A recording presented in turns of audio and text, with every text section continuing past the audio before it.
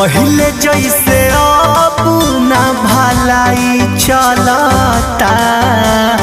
ए राजा 4 दिन सबर करी।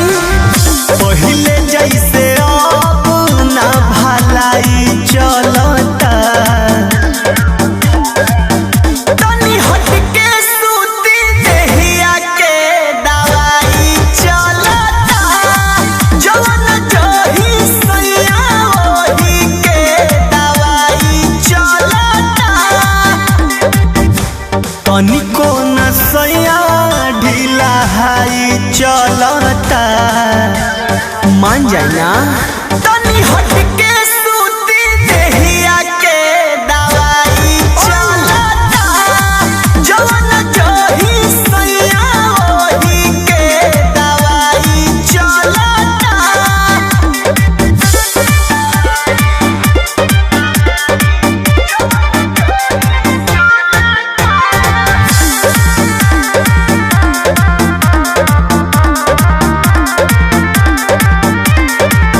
से जब पर है जकर देह से नायंगे जकर बानी को मचोरिया भी जानी डर में जिकरा।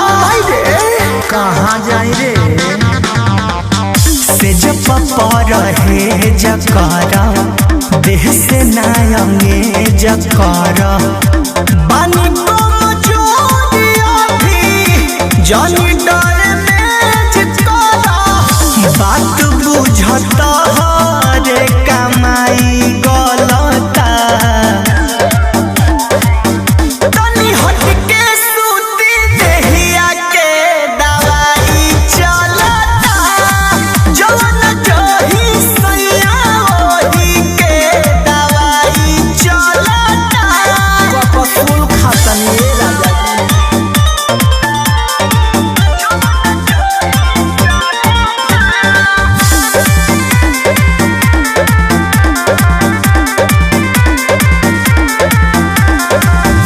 सट जानी जरिया हो खींच जानी सड़िया हो। बोलू बिशुनपुरी जानी कर बरिया हो। मान जा। सट जानी जरिया हो खींच जानी सड़िया हो। बोलू बिशुनपुरी जानी सकती सोना मन में तहरा कथी पलता। बताब। तनी हट के सूती देहिया के दवाई चलता। जवन जही सैया ओही के दवाई चलता। तहार एक्शन रिएक्शन कर दी।